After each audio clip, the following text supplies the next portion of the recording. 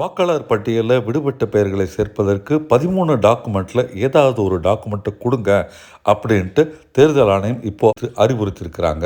ரீசெண்டாக வாக்காளர் பட்டியல் வெளியிடப்பட்டது இல்லையா, அதில் விடுபட்ட பெயர்களை மீண்டும் சேர்க்கறதுக்கு 27/12/2025 மற்றும் 28/12/2025 2 நாளும் கேம்ப் நடந்துட்டுருக்கு. அந்த கேம்பில் பார்த்தீங்கன்னா எல்லோருக்கும் பிளாங்காக அப்படியே ஃபார்ம் நம்பர் 6 கொடுத்துட்றாங்க. அதை ஃபில்அப் பண்ணிவிட்டு அது கூட 13 அடையாள அட்டைகளில் ஏதாவது ஒரு அடையாள அட்டையின் ப்ரூஃப் அட்டாச் பண்ண சொல்கிறாங்க.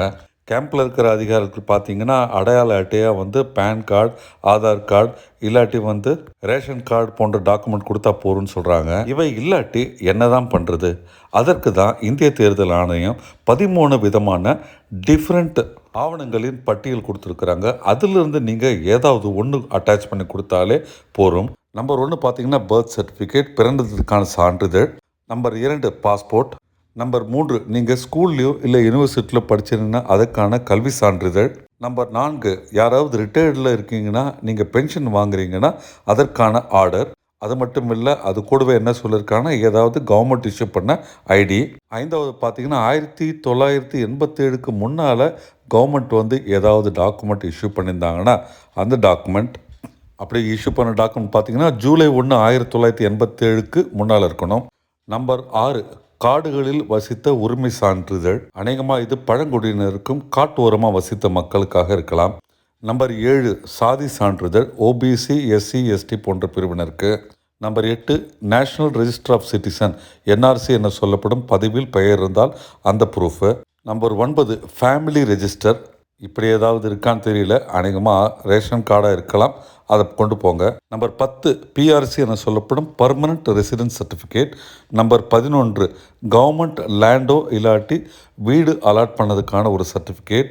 Number 12 Aadhaar card. நம்பர் 13 பீகாரில் யாராவது ஜூலை 1 அப்புறமா நடந்த எலெக்ஷனில் ஓட்டு போட்டிருந்தீங்கன்னா, அதாவது பீகாரில் பார்த்தீங்கன்னா ரீசெண்டாக எலெக்ஷன் நடந்தது, அதில் எஸ்ஏஆரில் உங்கள் பேர் இருந்ததுன்னா அந்த பேரை வச்சு இங்கே நீங்கள் வாக்காளர் உரிமை பெறலாம்.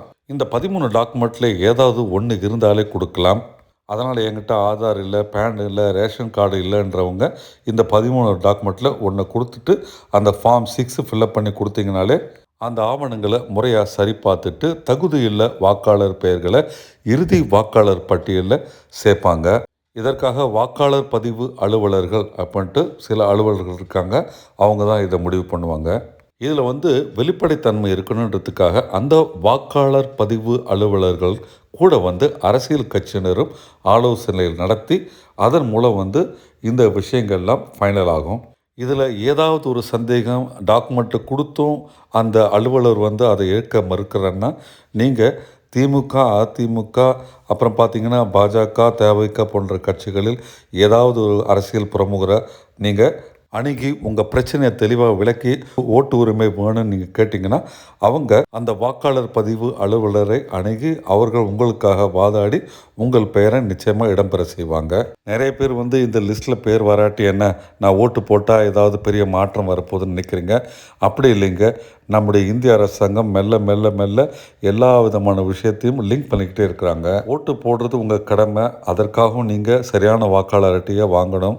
எப்படி ஆதார் அட்டை பலவித விஷயங்களுக்கு இன்றைக்கி கேட்கப்படுதோ அதே மாதிரி இந்த வாக்காளர் அட்டை இனி ஸ்டேட் கவர்மெண்ட்டோ அல்ல சென்ட்ரல் கவர்மெண்ட்டோ ஸ்கீம்ஸ்க்கு உங்களை கேட்பாங்க. இன்னொரு விஷயத்தை நான் உங்களுக்கு சொல்கிறேன், தமிழக அரசாங்கம் எல்லாருக்கும் வாக்காளர் அட்டையை கிடைக்கணுன்ற ஒரு நல்ல நோக்கத்தோட எந்தவித கட்டணம் இல்லாமல் தகுந்த அலுவலர்கள் டாக்குமெண்ட்டை வெரிஃபை பண்ணிவிட்டு இருப்பீடு சான்றிதழ் வழங்க சொல்லி உத்தரவு போட்டிருக்கிறாங்க. எஸ்ஐஆர் என்பது யாருக்குமே எந்தவித கஷ்டம் இல்லைங்க. நம்ம டாக்குமெண்ட்டை சரியாக சப்மிட் பண்ணால் உங்களுக்கு வாக்காளர் அட்டை வழங்கப்படும். அடுத்த எலெக்ஷனில் நிச்சயமாக நீங்கள் வாக்கு பதிவு பண்ணுவீங்க. மத்திய அரசும் சரி, மாநில அரசும் சரி, தேர்தல் கமிஷனும் சரி, உங்களுக்காக நீங்கள் சரியான ஆவணங்களை வச்சுருக்கணுன்ற ஒரு நோக்கத்தோடு தான் இந்த ஒரு எக்ஸசைஸ் பண்ணுறாங்கன்றதை ஞாபகம் வச்சுங்க. அரசு திட்டங்களின் செய்திகளையும் உங்கள் நலன் சார்ந்த இதர செய்திகளையும் நம்ம சேனலில் நம்ம ஆல்மோஸ்ட் டெய்லி வீடியோ போட்டுட்ருக்கோம்.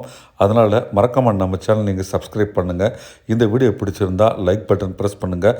உங்களுடைய உறவினர்களுக்கும் இந்த வீடியோவை ஃபார்வர்ட் பண்ணுங்கள், அவர்களுக்கும் உபயோகமாக இருக்கும்.